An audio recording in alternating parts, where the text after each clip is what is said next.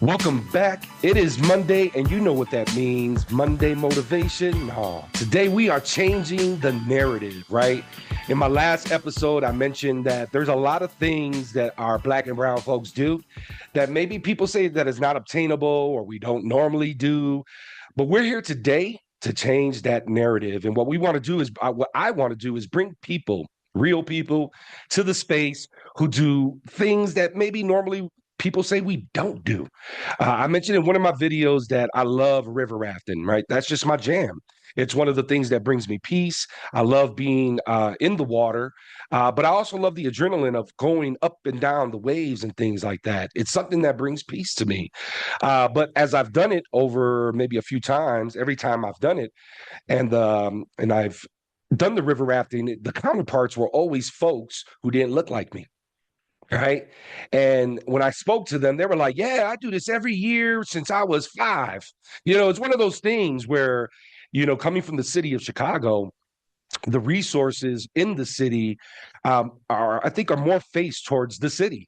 When you want to do something like archery, which we're talking about today, it took me to go to Wisconsin to do archery, right? And that was at 7 years old going to camp. In saying that today, the changing narrative, we're talking about archery and the benefits of archery.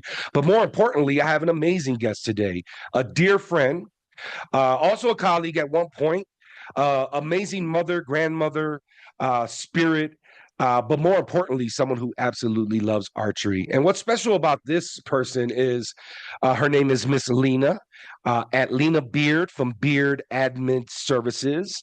And what's special about this person for me, and the fact that they just tapped into archery, got their certification, teaches classes on the south side of Chi. And if you don't know what Chi is, that's Chicago, y'all.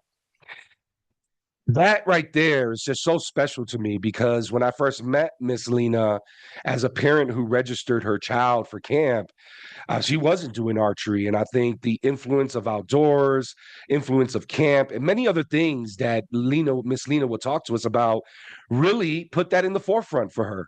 And now she is a badass archery teacher. So let's bring Miss Lena in the room. I'm going to give you a little clap, Miss Lena. Yeah. And you know what we're talking about today? We are talking about archery. So what you got for us? So yeah, when I went to work at the sleepaway camp when I partnered with Mr. Adam, Camp Rosenthal in Michigan. One of the activities that I was absolutely certain that I wanted to try was archery, and so I did, and I fell in love with it then. However, the love for it went dormant because I left Michigan and came back to the city of Chicago, where you resume your regular scheduling activities of work and being a mother and all these different things. So archery was not really non-valid because it wasn't presented to me here. So fast forward, I started working with a dear friend, Dr. Deborah Claire, who is the founder of Camp 1302, which is located right in Inglewood in Chicago. And so she said, hey, well, we want to do archery. Would you like to be our archery instructor? And I'm like, no. And I was like, no, because I have a significant role there anyway. So I'm the camp counselor supervisor, and I am the leadership and development coach to train our camp counselors to work with the babies in the summer. So that was just like, but only Dr. Claire could talk me into doing something. So she said, well, we'll pay for you to become certified archery instructor. And I thought about it like, this is something you really love. So it's really not a task for me. And I Mhm. really just jumped in and wanted to do that. And so that's how I got into archery. Miss Lena, you mentioned that when you left Michigan, like archery ended, and that's in my intro there. I talked about that a little bit. Like it took me to go to Wisconsin to actually get some archery in. You're obviously providing it in the city of Chicago now, right? So that means our children who go to different programs that you provide, they don't have to go now to Wisconsin to get that in or to Michigan to get that in because you and Dr. Claire are providing that in Inglewood neighborhood of Chicago. So I guess saying that and knowing that you had some separation from it, but now the children you serve and the people that you serve in your program are able to partake in it. I guess how does that feel for you, for someone who went dormant and now is certified and teaching and now you're a provider of it? How's that feel for you? Man, it feels amazing because I also teach on the west side. I partner with another group who hired me on to teach the kids on the west side, and they have absolutely never seen anything like this before ever in life. So it feels really good to give it back to my community. It feels good to watch the kids be very excited and very focused and willing to learn. And they visibly relax when they do it, right? And then the way that I can explain it, and just the smiles on their face. A lot of them be really nervous to even just touch the bow. And then the arrow, they're like, oh my God, right? And then you Mhm. go through the whole safety part of it, and they take it really serious. And it just makes me feel amazing that I am the one who can provide them with that experience. Mhm. So yeah, Yeah. I'll be excited every time I even talk about archery. The word archery just makes me excited. Well, that's a good So leeway because my next question for you was like, what is archery for you, right? Like, why did you fall in love with it? And you kind of shared little pieces of that, but if you want to expand on that thought of like archery and what it did for you, maybe the benefits it gives you, not nobody else, but the benefits it gives you, and how did it connect to you? Like, what is the connection for archery for you and Miss Lena providing it for others? the connection for me is pretty simple. It's therapeutic. It's very, Mm, very therapeutic. When I shoot archery, everything around me stops. mm, Literally. It's like if you watching a movie and then a person goes into another world somewhere and everything around them just stops and you in this blissful place and this peaceful place and you relaxed and you're happy and everything is of pure and good. When I shoot archery, that's how I feel. mm, I focus on not even hitting the bullseye, just shooting for concentration, shooting for manifestation, shooting for releasing things. And I'm it's just therapy for me. I feel at my best when I do it. And some people go to the gym to relieve stress. Some people meditate to relieve stress, which is archery for me is a form of meditation for me. It's a form of sit still and be free. So mm. it's a freedom for me. So when I shoot, I'm in a whole different dimension. Nothing else matters. I don't hear things like I completely tune the world out when I shoot archery. So I even set it up in my house. So I have a big enough space where I can set up archery in my house. And Okay. that's just how therapeutic and addictive it is for me that I shoot archery in my own home some days. I So love yeah, that that's too. kind of what it is for me. It's my happy place. Yeah. No, you're so right. I It's my think, happy place. So yeah. for the shared love, because obviously I love archery as well. And, when I got certified, we talked about this a little. When I got certified, I was in a class of 50 folks, and all the counterparts did not look like me, Mhm. right? And you feel a little out Yeah. of place in those moments at times. But as soon as I grabbed the bow and arrow, um, yeah, there was just a level of concentration, a level of steadiness, breathing techniques that supported me in the process. Immediate gratification. If you hit the target, you ain't even got to hit the middle. Just hit the damn target, right? And you're like, yes, I Yeah. hit the Yeah. target. But then there's the other side of it, because I knew that I was getting trained so that I can teach our children who were coming from Chicago to camp, right? So there was a bigger picture beyond just Hmm. my own piece of it. So in speaking of that, like, me and archery is cool as hell. How do you and I, or how do It we is. as a collective put black and brown folks onto archery? How do we get them in this fold to say, hey, archery is cool as hell. Y'all would love it. You got some anger, some stress, go do some archery, right? Like, how do we get our people more invested into this sport that obviously is supporting you in a therapeutic way. You know that it supports your children that you run program with, right? How do we get them involved, right? Well, for me, I mean, in the summertime, if you have kids, please sign them up for Camp 1302 in the summer here in Inglewood. It's free. It's a free camp. We have every activity you can think of, but that's a surefire way to get them interested in it. I am leaning towards figuring out how to do more contracts with more nonprofit organizations that serve the urban community so that I can Mm-hmm. bring archery to them. We have an event coming up. It's the Inglewood Youth Empowerment Day that's coming up March 26th, and Camp 1302 has partnered with them so that I can bring archery there. So this is being trickled down to kids in the neighborhood who's never seen archery. And so it's all about partnerships and collaborations to do that. And then at some point, like I'm revamping my website that this is a service that I can offer.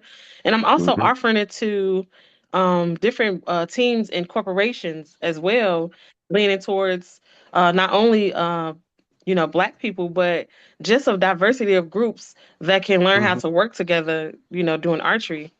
So for Mm-hmm. me, advertising it that way and then moving around and traveling with it, like we have a retreat coming up with you. I would love to be for put something that in there. Like, and a lot of Mm-hmm. people that's coming on this retreat are African American and they've never shot archery before. And I want people to get away from the stigma that Black people don't do certain things, right? Because I was Mm-hmm. on the West Side working with the 15th District Police Department, and I was teaching the officers how to shoot archery. So I wanted to create a program for officers, because we deal with a lot of violence here and a lot of different things in our neighborhoods. So I feel like it'll be good therapeutic for officers as well. And there was a guy who was there who mentioned he made it very clear that Black people don't shoot archery. And I was like, what? And he was like, I think you lying. Huh? And I was like, who would lie about something like that, right? Yeah. But instead of trying to understand it, he dismissed it. And this is why, because nobody has ever introduced it. So I want to change that narrative and let them know that Black people do shoot archery. We do a lot of Mm-hmm. different things that is not a stigma of just different races that can do Yeah. these things. It is Black people out here that like to do crazy things or things that's unheard of. And just because you've never seen it does not mean that it doesn't exist. Or try it. I offered him to try it with me one day, and he was like, "No, Mm-hmm. I'm cool." And I think it was more so too that I was a woman. I Mm. don't think he could handle that the fact that I was a woman to be able to teach him archery, right? So I Mm-hmm. did take offense though. It's Yeah. fine. I mean, whatever floats his boat. So hopefully one day I come across this person and they'll understand why it's very important. But the ultimate goal for me for archery is to get our kids to become a level 4 at least and to start coaching Olympics for our Black and brown children, right? Mm-hmm. Because you watch the Olympics and there's no African American kids shooting archery. So I want them to go to the Olympics with this. So that's the ultimate goal. That's the It was all about putting people onto it, right? And you're right. I think it's promoting it, the partnerships, putting it in different spaces in Chicago that are around the demographic we're talking about, right? It's actually putting people onto it, creating the space and opportunity. I love that you do it on the west side of Chicago. And I love that you mentioned about, doing it with the police officers, because I think our police officers, they don't have an easy job. And I think that stress reliever can fall into different brackets, some not positive for police officers. And this is a positive bracket yeah. that they can go shoot some archery with Miss Lena and feel better. And I Yep. think, yeah, I think because, and you're so right, the narrative of like, Black and brown don't do this or do that. That's why I'm doing this segment, right? So we can stop saying that, because now you can say, well, yeah, I know a Black person who does archery is Miss Lena, right? Like, it's one of those things where I feel, Yeah. because it can be a lack of resources within our community. It just takes someone within our community to bring that resource to our community. And Miss Lena, you doing that. You're doing that in so Absolutely. many ways, right? With Dr. Claire and Camp 1302, Ms. Dion and the Healing Academy and all the great ventures that you're doing with this. In the wrap up here, as we get towards the end of our segment, I guess for you in teaching many folks from adults to children, but let's say specifically our Black and brown children that you're serving, what have you noticed when Mhm. they're doing archery? Maybe some benefits you're seeing with children doing archery, the children you're serving in your program, maybe some of those benefits you see that some parents who might be checking this out, some youngins who might be checking this out might be like, hey, I want to try this because Miss Lena said this is a benefit. I guess, what do you feel would be those benefits that you've seen, like you really saw them because you're instructing, you're teaching, right? What are those benefits you're seeing?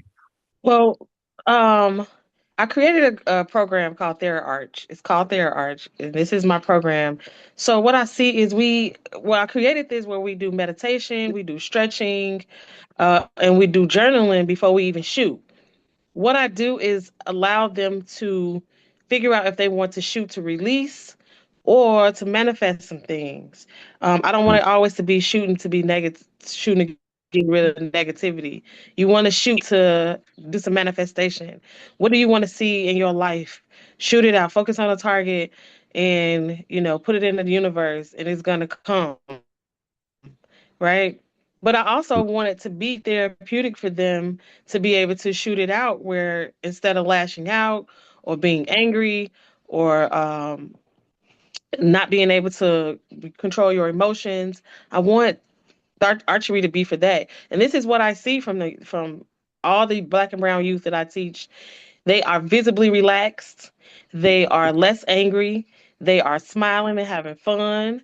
And I see feedback from instructors and teachers and people who work with these kids every day, like, oh my God, thank you for coming. And the kids are requesting that I come back. When is Miss Lena coming back with archery? Right. So I also make it fun for them to learn. And then Yeah. they also realize their potential. Some of them say, well, I can't, I can't, I can't, I can't. Can't is not in our vocabulary when we're shooting archery. You can do Hmm. whatever. Okay. Let me be very mindful. That's where the stretching and the journal and the meditation come in for them is I want you to be able to know that you are amazing. Right. And for me, that's what I see when I'm shooting archery with these kids. They realize how amazing they are. Right. And they Hmm. can do this. And some of them have perfect form. Some of them are very patient. Like the patience that I see, some of the kids be really hyped up and running around, acting crazy. But when I get them under control and I'm like, well, you have to sit in a line, you have to stand in a line to wait your turn. Here's where we are on the spectator line. Here are the rules. There's no running. And they are 100% waiting, hands folded. They being good.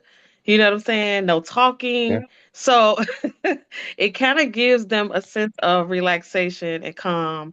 And so those are the benefits that I see from it.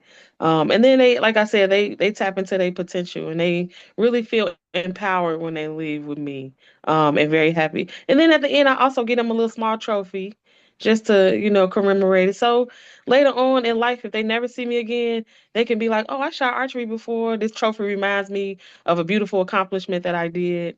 And I would Yeah. like to take this up later. Or they can just go back to, oh, this made me feel really safe and relaxed and disciplined and Hmm. empowered. And so that's why I leave them with the trophy. So it's a keepsake for them to remember the time that they shot archery. So that's what it is for me. Yeah. That's what I get from it.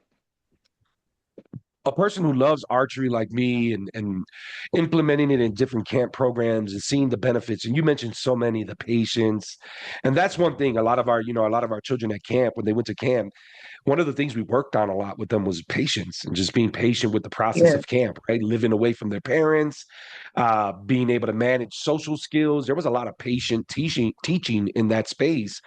And I think archery just naturally teaches that because you have to be patient. You have to like pull back. You have to breathe. You have to watch what you're doing, and you have to be mindful. And I think there's a big mindfulness, which you express that to a T. So one, big ups, Miss Lena, for Yeah. providing archery in the South Side of Thank you. Chicago. We're gonna give you one of those ground camp applause because I don't think Thank people really you. realize. I don't think they really realize like the when I see pictures of Camp 1302 and Miss Lena teaching archery in the South Side of Chicago, it warms up my heart. And that's real talk. It just really does, because I know that those resources are very lacked in the city of Chicago. They just are. And when I see those Yes. pictures, it Yes. makes me feel good because one, I know Miss Lena, and she's just an amazing individual, and I know it's coming from the heart, her teachings and things. But also, I know that those children are getting a benefit from archery. I think a big part of what you shared today in this changing narrative segment is really, as much as we're trying to change the narrative, it's already been changed. And you're seeing that in Miss Lena. Mhm. You're seeing the progress of that. You're going to see it in many other folks I bring through. But bigger picture, the South Side of Chicago got archery, y'all. And if you want to get down, Yes. donate, support, please. I'm going to put some links of Camp 1302 and the things in the description box. And if you want to donate and get down with this movement and get in touch with Miss Lena, I'm going to put her information in so you could contact her if you would like. Please do. I think we need more archery within Chicago, especially within the city. Archery is not a Yes. cheap. It is not cheap, right? It's not one of those affordable sports. It No. just isn't. But I might have to bring you back, Miss Lena, so we could talk about equipment. We didn't even touch equipment, right? We didn't even touch certification. So Yeah. maybe bring you Ooh. back for a logistical chat about archery. We could talk about equipment, the things you need for archery, maybe places where they can find affordable equipment, right? Because as much as I know that it is an expensive hobby sport, just like skiing, right? Like these expensive sports, there is Yes. resources out there that can connect us to that.